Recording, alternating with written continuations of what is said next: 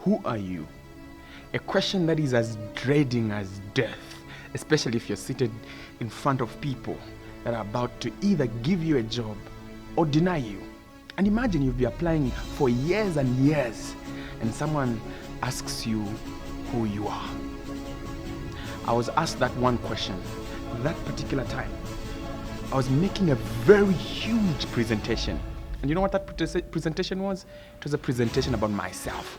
Because this man I was seated in front of was just about to either give me a job or deny me one. And in the clarity of what I thought was clear, I said to him, I am a story of success without supervision. And of course he asked, what do you mean? And my explanation gave him a picture that I understood what I was talking about. I said, if you looked at my CV, or the curriculum vitae as one would call, you'd see that I've published books, I have gone to school, I completed school, and I have become the things that I have become. None of those things have I been supervised to do, lest for the time that I was in primary school and I had to be chased to go in class. But at the least of it, I have become all what I have become because I am hungry to become. And whenever I go to a place, I make it better than I found it. That was the pinnacle of the conversation. My grandfather's name is Monga and my name is Oli. But that to say is what I am could be true. But who I am is a different conversation altogether. Now on this platform, one of the things that we'll discuss is the identity of a human being and how to cultivate to ultimately become the version that you were meant to be. A lot of people die poor. That doesn't mean they were born to be poor. A lot of people end up rich, not because they had better situation or they were in a better place than those that died without becoming anything. The difference is in how hungry you are and how ready you are to eat. Now, eating in this essence and becoming successful and becoming fulfilled has got little to do with what I have become as a person or what has another person become. It has got all to do with identifying your uniqueness and cultivating those uniquenesses and then become that particular thing that you want to become. Now, I said that clearly so that you should understand that becoming successful is not a matter of competition, because you can never become me and I can never become you. Your responsibility is to cultivate you and my responsibility is to cultivate me.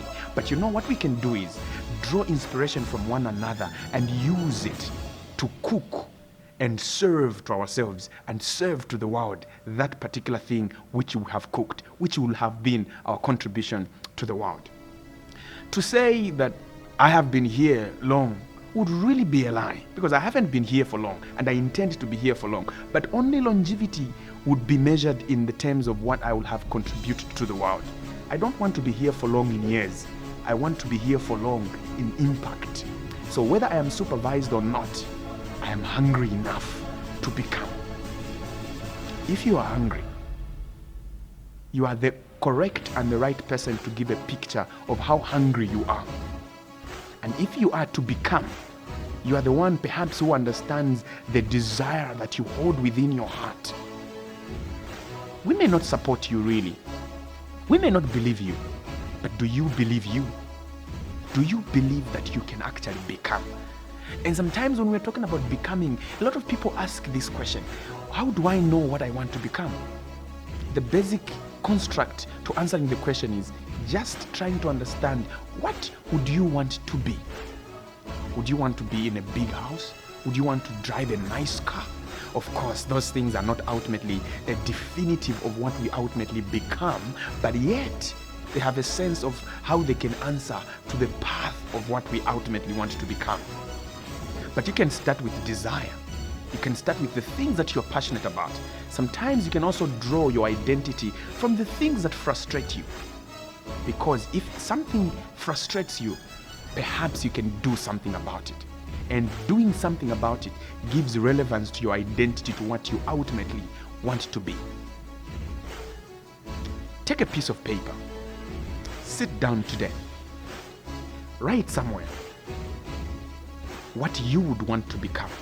And when you finish writing, post it on a wall, somewhere where you can easily see it almost on a daily basis, and determine for yourself that you will become that. Maybe out of 20 things, you may become 10, but at least you'll have known that the half of the things that I did not become was because perhaps you did not put enough effort to become them. But if you never write anything, you would never know what you became and what you did not become. Someone once said, there's no guarantee of achieving a goal at any particular point. But there's a guarantee that if you never set a goal, you will never achieve it. So today, and throughout the platform, we'll be sharing insights on how you can cook the identity and serve it to the world. Because ultimately, we are born to contribute our identity to the world. So who are you? I am a story of success without supervision, and I continue to be. I am more than just Ollie. I am more than just Mr. Monga. I am more than an author. I am more than a singer. I am more than a worker. I am more than an academician.